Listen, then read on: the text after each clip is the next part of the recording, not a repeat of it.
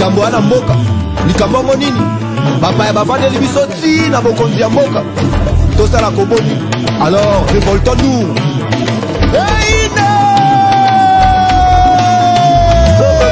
eina nango moto epela nango makila etanga nango mpona etumba ya mboka balobi elu ezwa eboma ye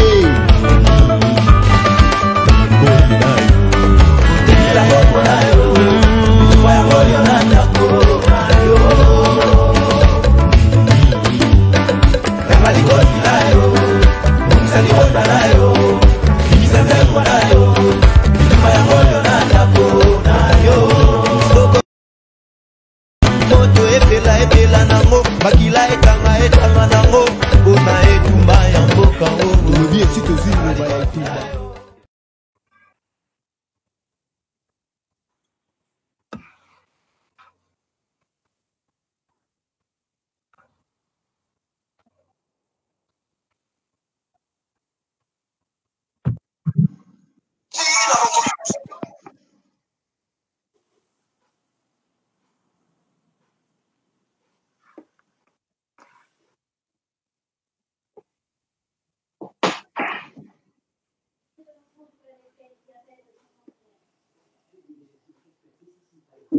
Bonsoir, chers compatriotes congolais. Bonjour à ceux qui vont nous suivre dans des pays où les décalages horaires veulent que nous soyons encore la journée. Exceptionnellement, aujourd'hui, sur Atel TV, nous sommes en train de faire une émission qui va rester dans les annales de la résistance congolaise. En effet, vous n'êtes pas sans le savoir, les abus qui se passent aux chefs des potentats qui dirigent dans ces pays-là. Donc, tous les jours, nous recevons des plaintes des victimes qui viennent nous présenter leur dossier afin qu'ils trouvent solution. Sauf que les pouvoirs en place roulent n'ambeba tellement que vérité empêcher.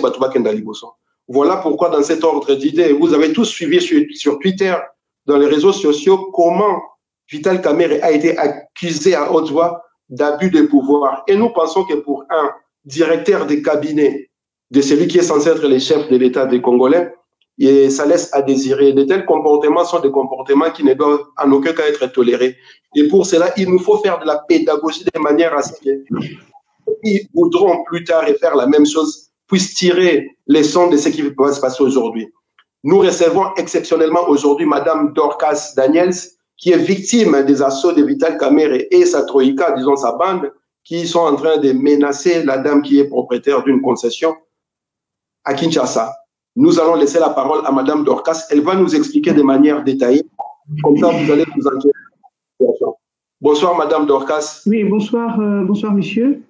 Pouvez-vous vous présenter et surtout mettre les dossiers sur la table de manière à ce que la population, le peuple congolais, la communauté internationale puisse se rendre compte de ce qui se passe au Congo et en l'occurrence, l'objet dont vous êtes présente ici et surtout essayer d'éclairer la population sur les assauts que vous subissez de la part d'un de ceux qui sont au pouvoir au Congo. Merci. Ouais. Merci beaucoup pour la parole. Donc, je suis Madame Dorcas Josepha Daniels. Donc, je suis entrepreneur. Je suis une femme qui a eu beaucoup d'expérience dans le domaine bancaire. Donc, j'ai fait le banque dans des multinationales. J'ai fait la télécommunication. J'ai fait le pétrole et aussi récemment, je suis expert dans gestion de projets et accompagnement des investisseurs. Et voilà, donc dans ces parcours d'entrepreneuriat, comme la plupart de femmes aujourd'hui au Congo qui sont très entreprenantes, j'ai commencé à investir en fait. Et je pense que la terre, c'est quelque chose de très important parce que la terre est même le fondement d'une économie, parce que la terre nous donne de produits agricoles qui permet à une nation d'atteindre une autosuffisance alimentaire. Alors, j'ai acquis ces terres dans le cadre de mon projet social et nous avons eu ces terres en 2008. Nous avons acheté la concession et lorsque nous l'avons acheté, on avait un voisin qu'on a trouvé qui s'appelle Alex Fomoussi, qui lui avait acheté précédemment en 2007. Donc, nous étions côte à côte et moi, ça faisait 9 hectares, 9,6 hectares par là.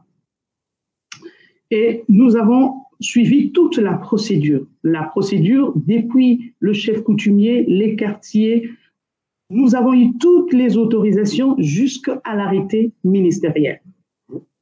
Et, étant donné qu'on voulait mettre le projet en pratique, nous avons fait une demande de morcellement de façon à pouvoir exploiter le projet en fonction de ce que nous avions. Parce qu'on avait comme objectif de faire ce qu'on appelle de village agricole. Parce que vous avez remarqué qu'aujourd'hui, notre économie est complètement extravertie. Donc, l'agriculture a perdu sa place depuis l'essor de l'industrie minière. Vous allez remarquer que tous ceux qui faisaient l'agriculture ont abandonné l'agriculture à cause de vestitude des infrastructures et les gens se sont livrés dans de services.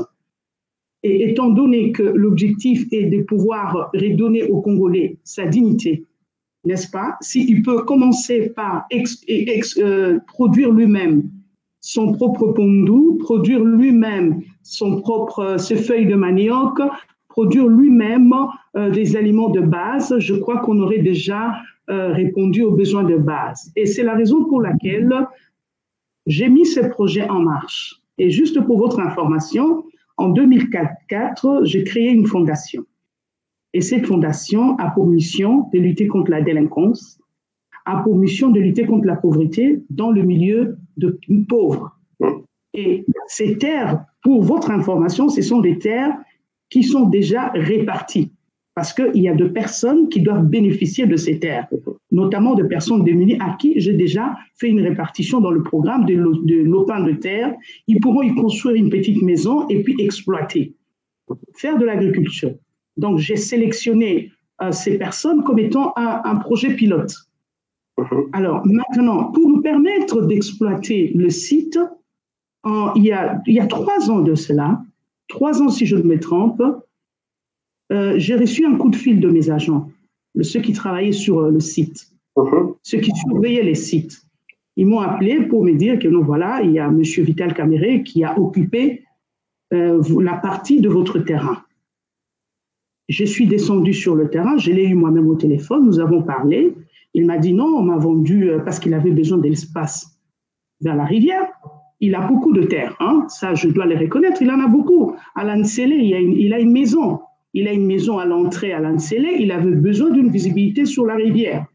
Et c'est comme ça que le chef coutumier lui a vendu cet endroit. Donc, généralement, lorsque vous allez pour acheter un terrain, il faut vous renseigner. Qui sont les occupants? Parce que généralement, pour des raisons de pauvreté toujours, il arrive de fois que le chef coutumier revende la même terre 2 ou 3 fois. Et si vous n'avez pas la vigilance ou si vous n'avez pas la bonne foi de vous renseigner, et parfois vous pouvez vous retrouver dans un conflit. Moi, personnellement, je lui ai dit que j'avais 5 voisins. Et ces voisins étaient connus. Et je lui ai dit, ça doit être soit moi qui te vends, ou soit ce sont le voisin qui te vendent. Absolument. Alors, quand je suis arrivée, j'ai constaté qu'il a occupé le terrain du voisin. Et j'ai vu qu'il avait déplacé, on a déplacé mes bornes, on les a cassées nuitamment. On a déplacé les bornes, je pose le problème, il me dit non, non, non, petite sœur, je le fais pour protéger nos terres. Parce que juste entre guillemets, c'est quand même quelqu'un de proche. N'est-ce pas? Il est proche, il y a sa sœur qui est une amie à moi, donc pour moi, c'était une sécurité. Je me suis dit, ok, pas de problème. Comme je n'étais pas très présent au pays et que je bougeais beaucoup, je me déplaçais beaucoup, et quand je suis revenue et que je voulais maintenant fixer le borne, parce que moi, je me dis que la terre est souvent source de conflit. On a des enfants, il faut leur laisser un bon héritage. Et lorsque j'ai voulu replacer mes limites, parce que je les connais par cœur, j'entre dans cette forêt les yeux fermés et je connais tous les 4 coins de cette forêt. N'est-ce pas? Et dès que j'arrive, je veux faire le travail, et bien, M. Vital m'empêche de travailler. Il envoie ses gens pour empêcher à mes travailleurs. Donc, chaque fois pour qu'on avance, il faut que je sois là. Et quand je suis là, personne ne s'approche. Parce que ces travailleurs savent pertinemment bien que ce terrain m'appartient. Donc, on a commencé à échanger. Il y a eu un petit conflit qui est entré. Mais j'aimerais vous dire, avant que je n'arrive aujourd'hui dans les réseaux sociaux, J'ai utilisé toutes les relations possibles entre M. Vital et moi pour qu'on puisse arriver à une conciliation. Je lui ai même proposé, s'il était intéressé, qu'il me dise, je veux lui vendre la partie qui l'intéresse. C'est quand même un investissement. Absolument. Alors, mais malheureusement, je n'ai pas obtenu gain de cause. Et je crois que s'il y a même des gens qui nous suivent, j'ai utilisé, je ne veux pas citer les noms de gens ici, n'est-ce pas, mais j'ai utilisé pratiquement la quasi-totalité de personnes qui l'entourent, de personnes qui sont proches de lui.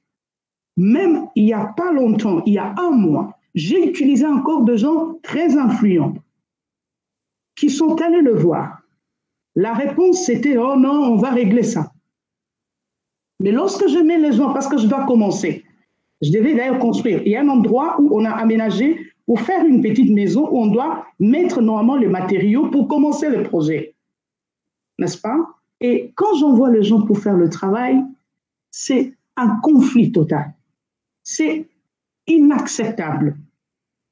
Et c'est la raison pour laquelle, Dieu merci, il y a mon voisin, Alex Simon Fomoussi, qui est revenu. Fomoussi qui est revenu à Kinshasa, il m'a cherché. Et nous avons décidé de faire une action commune pour essayer de récupérer, d'aménager, parce qu'il avait pratiquement le même projet que le mien. Et c'est la raison pour laquelle nous avons recruté d'autres personnes pour travailler sur le terrain. Et les gens ont commencé à travailler, on les arrêtait à tout bout de champ. Et on était obligés, on est même descendu. Il avait fixé rendez-vous à M. Alex Fomoussi à Nsele. Alex m'a appelé, nous sommes partis jusque-là à l'Ansele. Mais il n'est pas venu. Donc à chaque fois, parce qu'il m'avait dit qu'il va se soumettre à la décision des affaires foncières. J'ai écrit aux affaires foncières. Les affaires foncières sont venues. À chaque fois qu'on avait rendez-vous, il ne se présentait pas. Il a délégué son frère avait toujours de raisons. Et un jour, il m'a même appelé pour me dire, j'apprends que même là où j'ai fait la maison, c'est chez toi. J'ai dit, c'est chez moi. Alors, il me dit, si c'est comme ça, je vais te donner même mes étangs. J'ai dit, je n'ai pas besoin de tes étangs. J'ai juste besoin de prendre ce qui est à moi. Absolument. Je ne prendrai rien de ce qui vous appartient. Il y a 1 centimètre qui passe chez toi, n'est-ce pas? Tu vas le récupérer. Mais moi, je vais retrouver toutes mes limites. Donc, ce qui veut dire que ce soit chez moi, que ce soit chez Alex, donc c'est-à-dire, ce sont des terres qui ont été, toutes les deux terres ont été occupées. Et c'est la raison pour laquelle on a décidé de continuer le travail comme je vous ai dit. Mais qu'est-ce qui s'est passé il y a 2 jours? Précisément il y a 2 jours. Et c'est ce qui a fait déborder, n'est-ce pas, l'eau. C'est la goutte. La goutte qui a fait déborder le vase. Qui a fait déborder le vase. Il y a 2 jours, il a envoyé, il y a eu 25 personnes. Ils sont venus à 2 reprises. Ils sont venus d'abord, je crois, vers 10h, 11h. Ils sont venus menacer mes travailleurs et les travailleurs de M. Fomoussi. Ils les ont menacés pour leur dire que le sang allait couler. Et s'ils n'arrêtent pas de travailler, et le travailleur leur ont dit, ces dossiers ne nous concernent pas. Pourquoi ne pas demander à votre chef de contacter nos chefs pour qu'ils puissent se mettre autour d'une table qui règle le problème? Alors, qu'est-ce qui se passe? Les travailleurs disent non, nous avons reçu instruction. Ce que je vous dis, même le nom de ces travailleurs sont connus. Ils ont dit, notre chef nous a envoyés. Ils sont partis. Ils leur ont empêché de travailler. Ils nous ont appelés. Ils m'ont appelé, ils ont appelé le représentant d'Alex Fomoussi pour nous dire que voilà, on est bloqué, on ne peut pas du tout travailler. Moi, j'ai dit, j'ai un agenda, j'ai des partenaires qui doivent venir pour travailler sur le site, n'est-ce pas? Et j'ai un calendrier. Donc, si je ne le respecte pas, ce sont des dommages et intérêts, n'est-ce pas? Parce que quand vous signez un accord avec des partenaires, vous devez respecter. Donc, il y a un projet qui doit être érigé là-dessus. Donc, ça pose aussi un problème. Alors, je leur ai dit, continuez à travailler. S'il y a un problème, dites-leur de dire à leur patron de m'appeler. N'est-ce pas? Et il s'est passé 2 heures. 2 heures après, la situation s'est empirée. Ces gens sont encore descendus. Une partie venait de son île parce qu'il a acheté une île en diagonale de chez nous.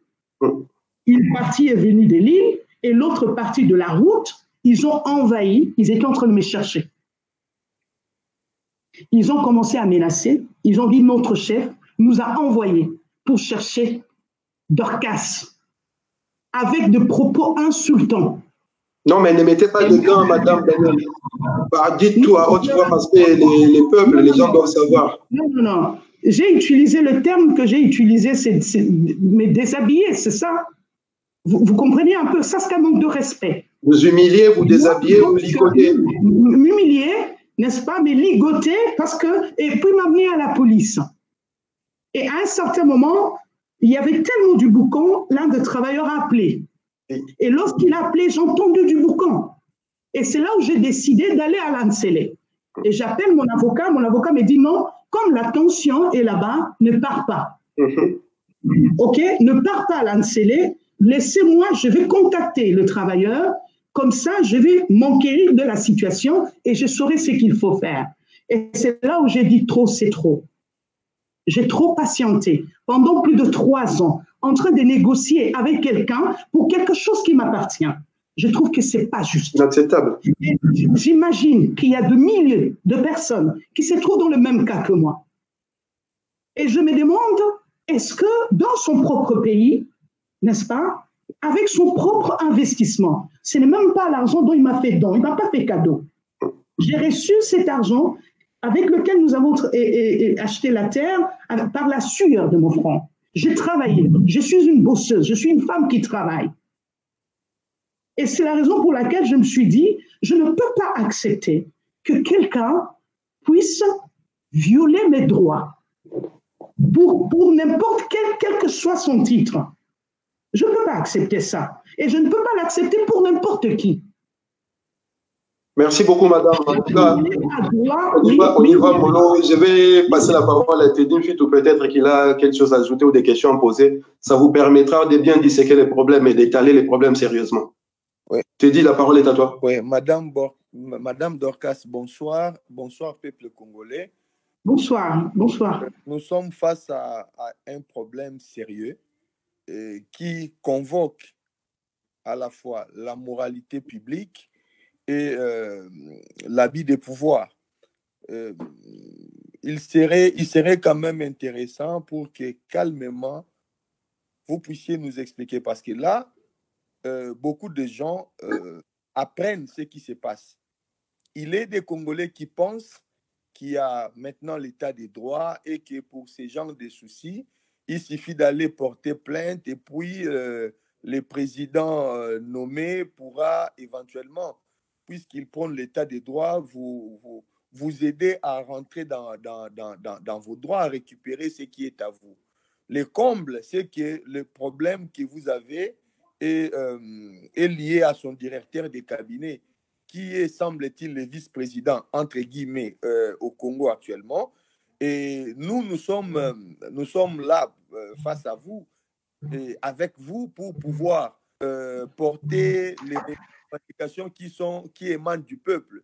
Vous êtes une Congolaise qui a travaillé, qui a acquis ses biens, qui a ses titres de propriété. Mais qu'est-ce qui fait que aujourd'hui, vous avez ces problèmes-là? Avez-vous déjà contacté les autorités compétentes du pays qui, normalement, devraient vous aider à rentrer dans vos droits? Si oui, quelle en a été la réponse officielle du gouvernement congolais? Merci.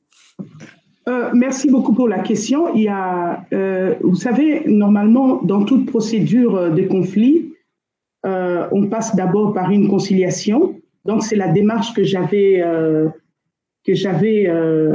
entamée. C'est la démarche que j'avais entamée. Je suis passée d'abord par la conciliation, chercher à trouver une solution à l'amiable. C'est ça la première procédure. La raison pour laquelle j'ai fait la publication en ligne, c'est parce qu'il y a eu de menaces contre ma personne. Et je voulais les dénoncer. Vous savez, nous sommes les Africains. En Afrique, on dit au village, lorsqu'il y a un voleur qui entre dans votre maison, n'est-ce pas? Qu'est-ce que vous faites? Vous criez. Vous devez d'abord crier. Et je me suis sentie en danger. Pourquoi je dis ça? Parce qu'il y a quelque temps, j'ai été victime d'un incendie. Est-ce que vous le savez? Et il y a même la petite sœur de Vital qui est en train de m'attaquer sur Facebook en faisant allusion à cet incendie-là. D'un incendie, et puis j'ai de menaces contre ma personne, donc je dois normalement crier. Absolument. Il faut crier pour arrêter ça. Parce que lorsque vous ne criez pas, vous laissez les gens agir comme ils le veulent, parce qu'on a une parcelle de pouvoir. Mais je n'aborde pas les choses dans votre sens parce que moi, je ne mélange pas les choses. Donc, la personne qui m'a attaqué, c'est la personne de Vital Kamerhe. Donc, je ne veux pas mélanger le carotte, comme je vais le dire. Donc, je ne suis pas en train de faire une politique d'accuser les gens qui n'ont rien à voir avec ce qui m'est arrivé. Ici, je dénonce les actions d'une personne. Justement, madame, oui. Daniels, la personne que vous êtes en train de dénoncer n'est pas une personne lambda ou, comment dirais-je, c'est une autorité de l'État. C'est le directeur de cabinet du président de la République, soi-disant, de la République démocratisée du Congo. Lorsque cette personne-là passe par l'abus de confiance, il passe par l'abus de pouvoir et jusqu'à vous menacer en tenant des propos humiliants, en envoyant un gang pour faire du bordel, excusez-moi du terme, dans votre concession. À un moment donné, il faut taper sur la table. Ce sont des comportements que nous avons été éduqués, élevés, habitués par cela depuis plus de 30 ans, de 50 ans, je dirais même. À un moment donné, il faut que le peuple puisse savoir que nous sommes tous égaux en droit et nous avons les mêmes devoirs. Personne n'est au-dessus des personnes. Et en l'occurrence, une autorité qui est censée faire respecter ces lois-là, qui est censée être celui qui doit prêcher par la pédagogie, il se singularise par des menaces. Une femme, il se singularise par la spoliation des terres des gens. J'ai même appris l'histoire qu'il est allé construire à Montfleury sur une parcelle qui ne lui appartenait pas. Et c'est dans ses habitudes. À un moment donné, il faut dire basta. Et puisqu'il s'agit d'un état des droits, l'état des droits doit prêcher par l'exemplarité en commençant par ceux qui dirigent. Et la population, le peuple qui est victime, qui est dominé, doit se savoir rassurer parce que la loi est la même pour tout le monde. Et ce qui se passe là, en l'occurrence avec Vital Kamerhe, nous serions ici en France, aux États-Unis, ou pareil en Occident, il devait passer par la démission, il devait être convoqué par le Parlement et il doit démissionner. D'ailleurs, nous allons demander sa démission par rapport à cela parce qu'il n'a pas cette autorité-là à venir menacer, à venir charcuter votre terre comme ça. Et voilà, sous prétexte qu'il n'est plus la même personne qu'il était il y a 10 ans. Moi, je pense que quand on parle d'autorité, c'est d'abord la responsabilité. Une autorité a une responsabilité vis-à-vis d'un peuple.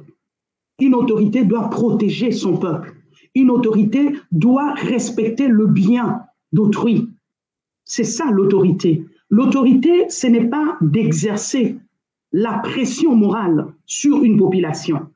Parce que vous ne pouvez pas savoir la tension que j'ai eue des années à cause de ces dossiers. J'ai eu beaucoup de tensions. Et vous savez que dans la plupart de ces cas, il y a des gens qui font des crises, qui meurent. Absolument. Oui, parce que vous ne pouvez pas comprendre que quelque chose que vous avez acquise par la sueur de votre front, que quelqu'un vous exproprie comme ça. Et lorsqu'on veut établir la clarté, on veut établir la vérité, la personne ne veut pas aller dans la vérité. Qu'est-ce qu'il faut faire dans ces cas? Alors j'ai crié. Ce que je fais, j'ai crié. J'ai crié sur le toit, j'ai dénoncé. J'ai dénoncé afin qu'une chose pareille n'arrive plus jamais, ni à personne. Il faudrait que toutes les personnes qui se sentent lésées, quand on parle de l'établissement de l'état de droit, c'est vrai que vous êtes contre, je ne sais pas, M. Félix, mais moi, je peux déjà dire quelque chose de positif qu'il a fait. Il y a une femme qui s'est retrouvée dans la rue. Et cette femme a été sortie de la rue, on lui a rendu sa maison. Et on veut que des actions pareilles continuent. Mais justement, Madame Dorcas, ce sont des pratiques que nous refusons parce que nous pensons que l'état des droits est soumis aussi à la Constitution. Lorsque la Constitution exactement. de l'État et que la Constitution dit à haute voix que le président de la République ne peut pas interférer, le pouvoir exécutif ne peut pas interférer à une décision de la justice. Et lorsque le président de la République va interférer à cette décision-là et remettre cette décision-là en question, c'est la violation des droits. C'est la violation de la Constitution. Et rien que pour ça, il est passible pour une condamnation à haute trahison. Mais bon, on va pas... Mais c'est la raison pour laquelle, lorsqu'on n'arrive pas à retrouver la justice, on repart vers le peuple.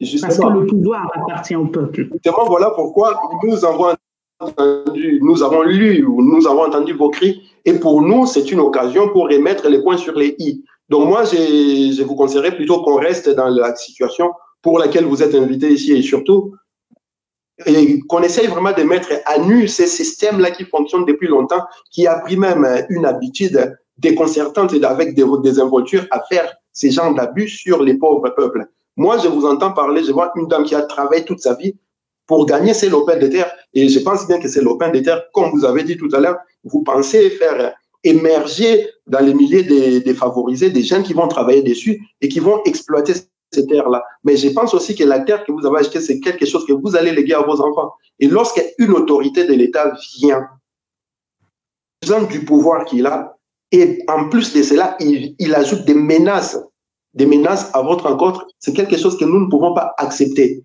Entre nous qui ne maîtrisons, disons, les peuples, qui ne maîtrisent pas la loi, les droits, ça peut se comprendre, mais un directeur de cabinet, c'est quelqu'un qui est censé maîtriser la loi, les droits, les devoirs de tout citoyen. Donc, il ne peut pas passer par cette voie-là, à part avoir ces sentiments-là d'impunité, c'est quoi tout puissant. Ajouter là-dessus.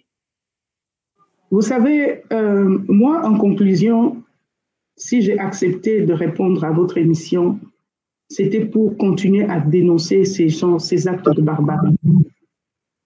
Je vais les dénoncer, je ne les dis pas seulement pour moi. C'est vrai que j'ai toujours entendu parler de gens qui sont victimes de ce genre de choses, mais lorsqu'on les vit soi-même, on le ressent autrement. Et je pense que je suis là, je lève ma voix pour toutes ces personnes qui sont victimes, parce qu'il y en a plusieurs. Parce qu'il suffit de lancer un appel. Vous allez constater qu'il y a de milliers de personnes qui sont victimes d'expropriation, n'est-ce pas? Qui sont victimes de ces genres d'actes de barbarie. Et il y a même de ceux qui sont morts. J'ai appris même le cas d'une femme, une vieille femme. Son mari est décédé, n'est-ce pas? Il y a des autorités, une autorité de la place qui a récupéré le bien de cette femme. Cette femme est morte. Vous comprenez un peu?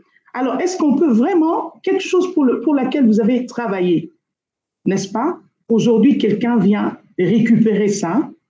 Je ne sais pas, parce qu'il est directeur du cabinet ou parce qu'il est je ne sais qui, parce que c'est vraiment quelque chose pour laquelle je suis prête à me battre. J'ai dit, je ne baisserai pas le main. Je crierai, je frapperai ou je frapperai, mais il faut que justice soit faite. Et il faut que la justice, je dois entrer dans mes droits. Et c'est la raison pour laquelle vous avez posé la question de savoir si j'ai fait de démarches. Oui, mes avocats sont en train de travailler là-dessus. Parce que j'ai tous mes documents et je suis arrivée avant. Et là, sur ces terrains, M. Vital n'a pas de place. Entre M. Foumoussi et moi, il y a des places pour personne. Pour lui, il n'y a pas de place. Ce sont nos terrains que nous avons acquis côte à côte et personne ne peut arracher. Mais Madame Daniel, moi ce qui m'étonne, la RDC, c'est quand même 2 345 409 km². Les terrains, il y en a partout. Et pourquoi M. Vital Kamere veut absolument avoir vos terrains? C'est ce qui m'intrigue, en fait. Je vous pose cette question, pas personnellement, mais en tant que peuple congolais, c'est quand même incompréhensible. À Kinshasa, les terrains, ça ne manque pas. Au Congo, les terrains ne manquent pas. Pourquoi M. Vital Kamere veut absolument avoir vos terrains? Est-ce qu'il y a un problème? Est-ce qu'il y a une relation? Est-ce qu'il y a... Parce que dans ce genre de choses, après, on entendra dire, on va laisser dire, on va envoyer des bulles puantes. Ce sont des choses que nous connaissons. Nous faisons partie des médias, nous savons comment ce genre de choses se traitent. Nous voulons déjà dénoncer ce genre de choses pour aussi protéger votre personnalité, votre réputation. Est-ce qu'il y a quelque chose entre vous et M. Vital Kamere qui le pousse, lui, à vouloir acquérir vos terrains? Non, jamais. Je n'ai aucune relation qui puisse le pousser à prendre mes terres, non. La seule relation qu'on avait, c'est la relation de grand frère et petite sœur, parce que je suis l'ami de sa sœur. C'est la seule relation qu'on avait. Et c'est une relation de respect. Mais je n'ai pas compris comment les choses ont dégénéré à ces points. Je peux comprendre que quand il a acheté le terre, il n'a pas pris la précaution de se renseigner au début. Mais à partir du moment où il a eu l'information, dans le temps où il a eu l'information, il aurait pu réagir. Mais il s'est quand même entêté, malgré l'information. Au début, il a semblé être conciliant pour pouvoir se retirer du terrain, mais par la suite, il s'y est installé. Et c'est ça le problème. Moi, je n'ai pas de problème personnel avec lui. Je ne m'attaque pas à lui en tant qu'individu, non. Je condamne le menace et je condamne l'occupation illégale. Ce sont ces deux choses. Il faut faire la part de choses. Moi, je n'entrerai pas dans la considération personnelle. Il a sa vie, j'ai ma vie. Donc, pour ce qui concerne les éléments qui nous mettent en conflit en ces moments, en ces temps-ci, c'est ma requête, ma démarche est de récupérer ce qui est à moi. C'est tout ce que je cherche. Et je n'ai pas besoin qu'on me menace. Je n'ai pas besoin, quand je travaille, mes gens travaillent, qu'on vienne le menacer. C'est ce qu'on ne veut pas. Justement, madame. Il est dans le droit. S'il pense qu'il est dans le droit, il y a un chemin qu'il faut respecter. Et puis, parfois, il faut se poser la question. Quand quelqu'un te dit que c'est chez moi, aucun jour, dans toute la démarche que j'ai faite, aucun jour, il n'est venu répondre à une invitation telle que programmée pour qu'on puisse s'asseoir, lui montrer le document. Chaque fois qu'on avait des rendez-vous, il ne venait pas. Il s'esquivait, il envoyait des gens et ces gens aussi ne venaient jamais au rendez-vous. Voilà. Donc, la raison pour laquelle je le répète, et pour terminer peut-être cette entrevue, la raison pour laquelle je suis passé, c'est pour condamner le menace. C'est vrai qu'avant, on venait, on empêchait les travailleurs, mais ce n'était pas une troupe, c'était une troupe, on dirait une bande de voyous. Un gang? Oui, un gang, je peux dire, qui sont venus. Heureusement que je n'étais pas encore arrivée sur les sites, parce que j'étais en train d'aller sur les sites. On m'a appelé pour me dire, il ne faut même pas venir ici, parce que la situation est grave. Je pouvais entendre du bruit, ça criait dans tous les sens. C'était des insultes, c'était des insanités. Il faut quand même un peu de respect. Il faut de respect. Je ne donne à personne l'occasion de me manquer du respect, ni non plus manquer du respect aux autres. Madame, je condamne le menace. Madame Daniel, et on va vous libérer parce que vous avez beaucoup de choses à faire et on prendra certainement nos autres compatriotes qui sont là à passer des messages par rapport à ces dossiers. Est-ce que nous, au niveau de Ratel TV1, nous sommes proposés à vous donner la parole, mais nous aimerions aussi, si possible, dès que les conditions seront réunies, de pouvoir nous transmettre tout ce qui est documentation officielle qui a trait à ces dossiers. Parce que nous, demain, après-demain, les semaines qui suivront, et jusqu'à ce que vous rentriez dans votre droit, nous proposons de pouvoir publier, diffuser cette information pour que les Congolais puissent savoir, le peuple congolais au moins puisse savoir qu'il y a un abus de pouvoir, qu'il y a une usurpation qui est en train de se faire, il y a des menaces sur votre personne. Et nous vous le disons, vous ne mourrez pas. Il n'y a aucune raison pour que vous puissiez mourir à cause de ce qui est à vous, à cause de ce qui vous appartient. Personne ne vous tuera. Les Congolais on a déjà plus de 12 millions de Congolais tués et on n'a pas besoin qu'il y ait une Congolaise de plus.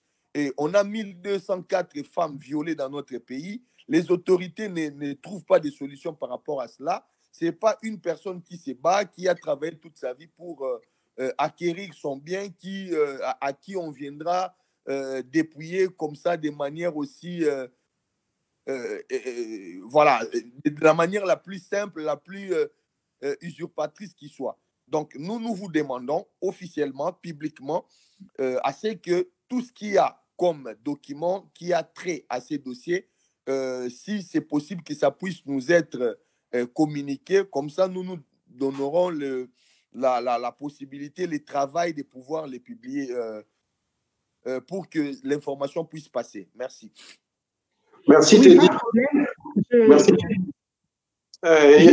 Madame, pardon? J'ai toute la documentation. Vous savez, je suis quelqu'un de très pointueux et de très méticuleux. Et quand je fais mes dossiers, donc j'ai tout le papier dans le plus de détails possible.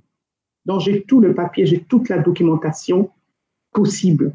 Donc je mettrai à votre disposition tous ces documents qui pourraient vous servir éventuellement le cas échéant.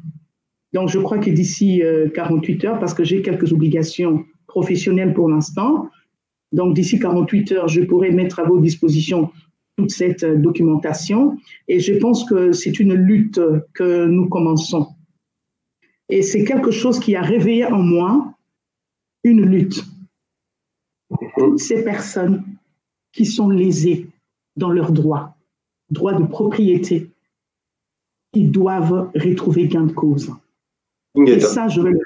Vous savez, depuis longtemps, je sentais que je devais faire quelque chose, mais j'ai toujours ménagé à cause de mes relations avec toutes ces personnes, à cause de liens que j'ai tissés avec toutes ces personnes.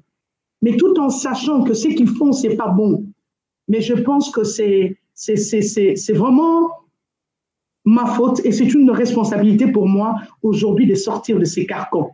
Aujourd'hui, je dois dénoncer à haute voix les choses qui ne marchent pas. Je dois le faire. Et vous devez le savoir, madame, nous serons derrière vous dans cette démarche-là tant que ça sera pour le bonheur du peuple et du petit peuple. Nous avons avec nous aussi sur ces plateaux Ama Nayangi. Je ne sais pas si elle est en ligne, comme ça elle pourrait intervenir avant de clôturer cette émission. Otep, je suis outré, hein. Je suis révoltée de ce que Madame Daniels vit. Et je dirais que c'est inacceptable.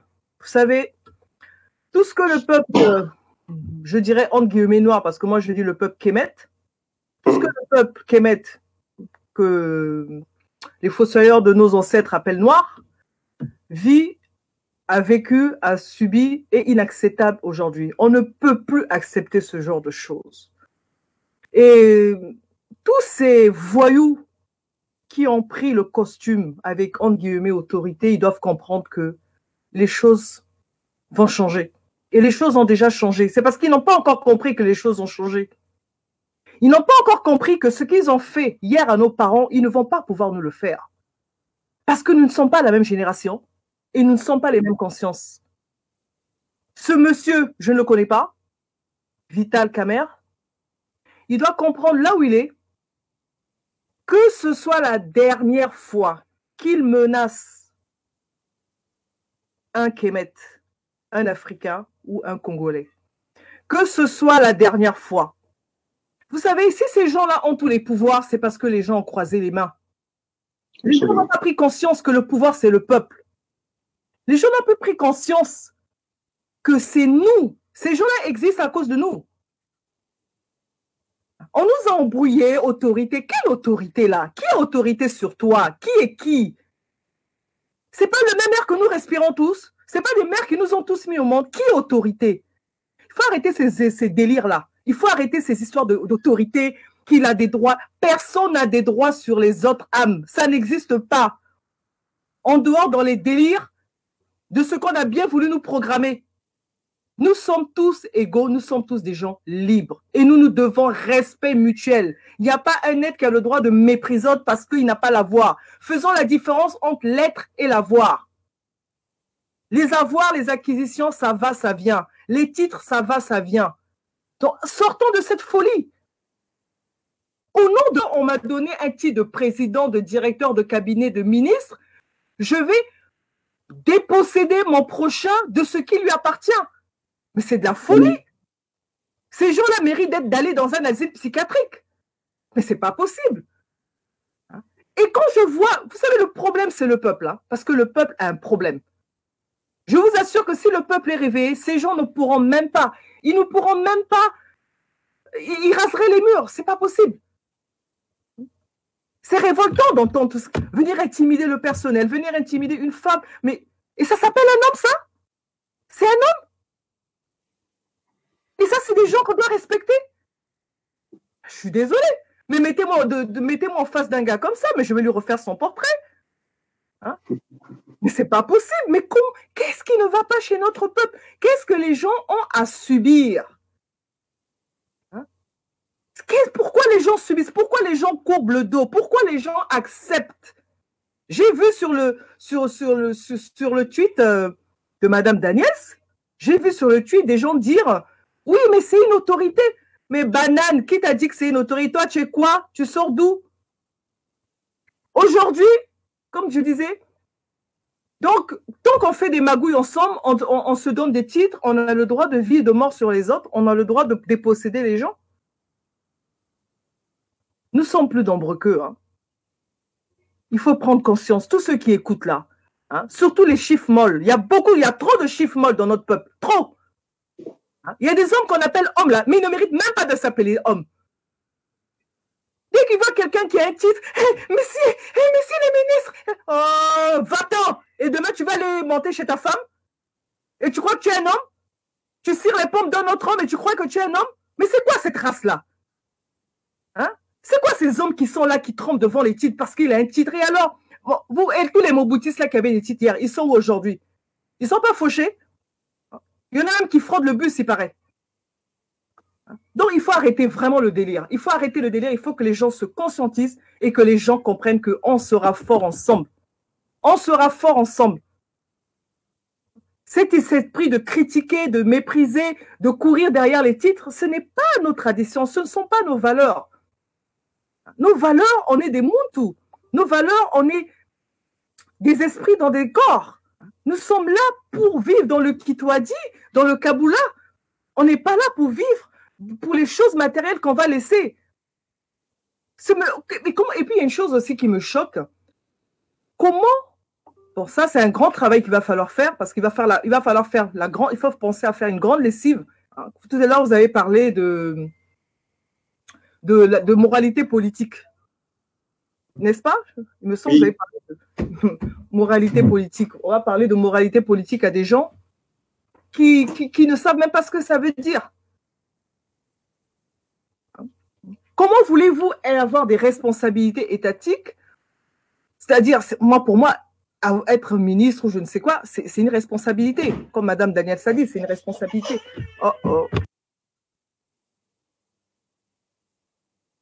Voilà, nous avons une petite coupure avec Madame Nayangi. Donc, nous allons continuer, chers compatriotes, et tout en remerciant Madame Dorcas Daniel pour son intervention, qui est aussi un appel à toutes les victimes à s'élever. Voilà, les victimes doivent se mobiliser. C'est ensemble qu'on sera fort. Les victimes doivent s'unir. Il faut sortir de l'isolation. Il faut sortir de l'individualisme. Il faut sortir de l'égoïsme. On va mourir. On va tous mourir si on continue dans cet égoïsme.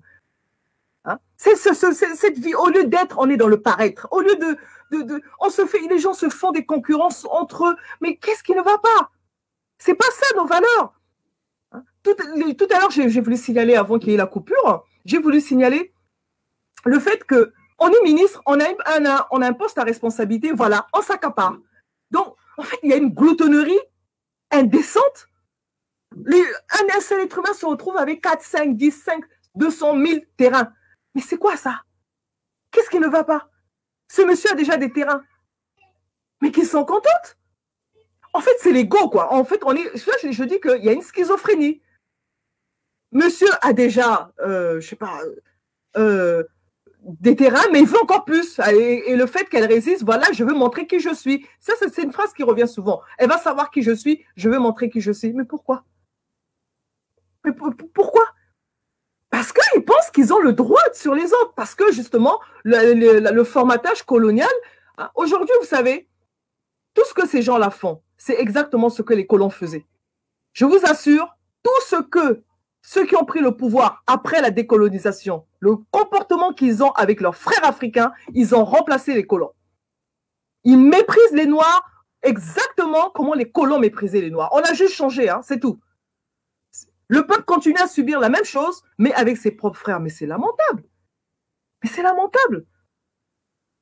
C'est vraiment triste. Hein. Madame c'est terminé ça, on ne va plus l'accepter, c'est fini. C'est fini parce que les générations d'aujourd'hui ne sont pas les générations d'hier. Nous, on n'a pas connu la colonisation. Hein. Donc le dos courbé, ce n'est pas notre génération. Hein. Non. Donc, tous les gens qui acceptaient là, avec nous, ils auront du fil à retordre. Ah, il va falloir qu'ils revisent leur comportement parce qu'on ne laissera plus faire ce genre de choses. Là, ce qu'il a fait là, le monsieur là, Kamer, eh ben, il va le regretter. Il a intérêt à présenter ses excuses en bonne et due forme parce que s'il ne présente pas ses excuses, eh ben, qu'il sache, ça va très mal aller. Hein. Parce que nous, les femmes, on nous appelle les Sekhmet. On est le mouvement panafricain des Sekhmet. Et je vous assure, s'il ne présente pas ses excuses à Madame Daniels, c'est tous les magazines qui vont parler de cette histoire. Pas seulement au Congo. Parce que nous, de toute façon, on n'est pas du Congo, de la RDC. On va en parler partout. Nous, on a déjà reçu les documents hein, de propriété. On a tous les documents de notre mouvement des Sekhmet. Nous avons déjà les documents. Donc, on va les étaler, on va les publier dans tous les journaux. Vous savez comment ça se passe en Europe, hein, pour publier dans un journal. Ce n'est pas un problème. Donc, il faut arrêter. Et surtout, que Mme Daniels essaye de recenser toutes les personnes qui ont été victimes de ces voyous hein, criminels qui ont usurpé le pouvoir en Afrique. Parce que moi, j'appelle ça de l'usurpation. Parce que quand on est vraiment, vraiment un politicien, on ne vient pas pour amasser les biens matériels. On vient pour travailler. On vient pour améliorer les conditions de vie des populations. Mais on ne vient pas pour profiter de son poste et commencer à prendre les marchés. Mais le mot délit d'initié n'a même pas de sens parce que là-bas, on donne les marchés à la femme, aux frères et tout. C'est du banditisme. C'est pas sérieux. Voilà. Donc... Merci beaucoup, Mahama Nayangi, de votre intervention très pertinente. Et je réitère à nouveau l'appel que Mme Dorcas Daniels a lancé, et vous-même, à toutes les victimes de ces genres d'expropriation, d'expoliation, à toutes les victimes d'abus de pouvoir, d'abus de confiance, à toutes les victimes de ceux qui se prennent pour des magnitudes, des tout-puissants. Vous êtes bien invités à vous mettre ensemble, à nous contacter et nous allons donner un coup de pied là où il faut pour que ces choses-là changent. Nous n'allons plus nous laisser faire et on a déjà perdu 59 ans depuis nos indépendances jusqu'à aujourd'hui. On n'a plus de temps à revenir en arrière. Donc, en même temps, au nom de Ratel TV1, nous appelons à Vital Kamerhe de présenter sa démission parce qu'abuser du pouvoir, parce qu'on est directeur de cabinet du soi-disant président de la République démocratique du Congo, c'est un crime, c'est un péché qui, dans des pays développés, dans des pays où les droits est effectif, amène à la démission de ces détenteurs de l'autorité de l'État. Je ne sais pas, Teddy Fit, si tu es avec nous pour faire la conclusion. Et voilà quoi. Allô, Teddy? Allô, je suis là. J'ai suivi l'intervention de Madame Mayangi. Je la remercie de sa sincérité et nous avons aussi, on a laissé le micro à Madame pour qu'elle s'exprime calmement parce qu'elle est pleinement dans ce que nous avons toujours défendu chez Ratel TV1. Lorsque Madame parle de l'union des peuples kémites, c'est pratiquement ce que nous développons ici chez Ratel comme de la bantoucratie. Donc, nous sommes vraiment, nos planètes sont alignées, mais concernant les dossiers pour lesquels nous avons voulu donner la parole à Madame Daniel, c'est parce que c'est inadmissible. Dans aucun pays au monde, on peut accepter que les directeurs du cabinet du chef de l'État puissent menacer une citoyenne lambda pour un problème d'expropriation des terrains. Ça n'a pas de sens. Ça dépasse même tout entendement. Je n'arrive pas à me l'expliquer. Un monsieur comme Vital Kamerhe qui a des terres partout, qui peut s'offrir tout ce qu'il veut, mais il veut tout simplement prendre quelque chose qui n'est pas à lui. Donc ça, c'est quelque chose que je n'arrive pas à me l'expliquer. Il a la possibilité de pouvoir avoir des terres partout. pourquoi faut-il qu'absolument ils puissent avoir 1 hectare, 2 hectares, 3 hectares de Madame Daniels? Il est arrivé, Madame Daniels avait déjà ses terrains, elle l'a très bien expliqué, à côté de chez elle, il y a M. Alex Foumoussi qui a aussi ses terrains. Comment le directeur du cabinet du chef de l'État se retrouve entre ces 2 terrains-là? Pourquoi doit-il absolument avoir des terrains à cet endroit-là? Pourquoi? Quelque chose qui n'est pas à lui. Personne ne lui a demandé d'avoir des terrains à cet endroit-là précis. Qu'est-ce qu'il y a de si spécial à cet endroit-là pour qu'il puisse mettre l'autorité de l'État sous sa botte, pour qu'il puisse mettre l'honneur d'une femme, qu'il puisse monter un gang, des voyous, disons les choses telles qu'elles sont, qu'il puisse proférer des menaces de mort? Ça, ce sont des choses qui ne pouvaient plus exister dans notre pays. Après avoir connu 12 millions de morts, après 1204 femmes violées par jour dans ces pays-là, la capitale mondiale du viol, le directeur du cabinet du chef de l'État ne pouvait pas se permettre une telle incartade. Voilà pourquoi nous, au niveau de Ratel TV, nous demandons à ce que ces messieurs-là, ces voyous qui occupent illégitimement la fonction de directeur du cabinet du chef de l'État, soient démis de ces fonctions. Parce que ça, sous d'autres cieux, ce serait un grand scandale. Et nous allons faire de notre mieux pour qu'il en soit ainsi. Parce que soit il présente des excuses et il laisse Mme Daniel tranquille. En ce moment-là, c'est autre chose. Ou il veut montrer que lui, c'est Vital Kamerhe. Alors, il aura la presse combattante, il aura tous les mouvements de défense des droits de l'homme derrière son dos. Parce que c'est inadmissible et nous ne pouvons pas nous permettre de laisser une telle racaille, un tel voyou, se permettre de menacer les gens, de monter des gangs, d'envoyer des gens pour aller tuer, menacer, proférer, insulter. Et on est fiers, quoi. Et on est fiers d'être le directeur du cabinet du chef de l'État. On est directeur du cabinet du chef de l'État pour s'approprier des choses qui ne sont pas à vous. On ne peut avoir de tels comportements qu'au Congo de Kabila, au Congo de Chilombo. Nulle part ailleurs. Dans aucun pays au monde, on peut avoir un directeur du cabinet du chef de l'État dans un conflit parcellaire. Ça n'existe pas. Et quand il y a un tel conflit, c'est au niveau de la justice que c'est traité. Or, le monsieur reconnaît que les terrains ne lui appartiennent pas. Les terrains qu'il est en train de chercher à s'approprier ne lui appartiennent pas. Pourquoi il ne s'arrête pas? Pourquoi le droit n'est pas dit dans ces cas? Pourquoi la justice ne tranche pas ces problèmes? Mais mon frère, voilà excusez-moi de vous interrompre, mais parlons vrai. Parlons vrai. Ah, soyons honnêtes. Vous parlez de justice. Vous êtes sûr qu'il y a une justice en RDC? Quelle est la justice? Un pays où il y a 14 millions de morts, vous parlez de justice. 1 million où il y a un océan de misère, vous avez la justice. Mais d'où sort cette justice? Pourquoi il y a des pauvres? Il y a des pauvres parce qu'il n'y a pas de justice. Il y a des pauvres parce que justement, il y a une mauvaise répartition des richesses. Il y a déjà une injustice à la base. Le peuple est spolié par une minorité. Depuis les indépendances, ceux qui se sont accaparés du pouvoir ont remplacé le maître colon. Nous traitons nos frères comme des déchets. Vous parlez de justice. Quand la justice est faite par les plus forts. Mais vous savez que nous avons une responsabilité de nettoyer nos pays. Nous avons une responsabilité de balayer toute cette pourriture. Vous ne pouvez pas parler de justice dans un pays où les avocats sont menacés. On le voit comment les avocats sont obligés d'entrer dans leur coquille. Quelle justice? J'ai vu même dans des tweets des gens dire d'aller à la justice, mais il y a des gens qui croient au Père Noël. Il n'y a pas de justice. Aujourd'hui, il y a les réseaux sociaux, c'est vrai, ça permet de vulgariser un problème. Mais nous avons une responsabilité. Parce que vous savez, il y a un proverbe qui dit « Quand le juste baisse les bras, le mal triomphe ». Le mal a triomphé en Afrique, pourquoi? Parce qu'on a baissé les bras, tous. Aujourd'hui, nous sommes tous en train de dire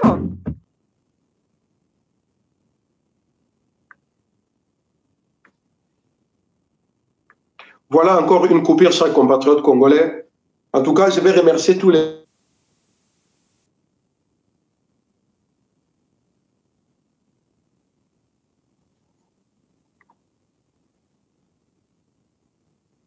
Encore une autre coupure. Nous allons remercier tous les invités qui étaient sur ces plateaux et merci à vous qui nous avez suivis avec attention. Oui, c'est revenu. Nous allons donner la parole à Guy pour qu'il nous envoie notre générique et nous vous donnons rendez-vous pour moi-même, Zoro Bilal Ingeta, demain, ici même sur RTL à 21h. Ingeta. Otep.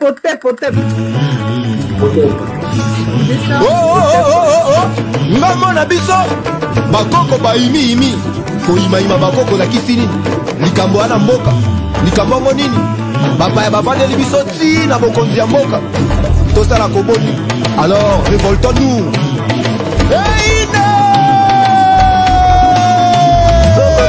eina nango moto epela nango makila etanga nango mpona etumba ya mboka balobi elu ezwa eboma ye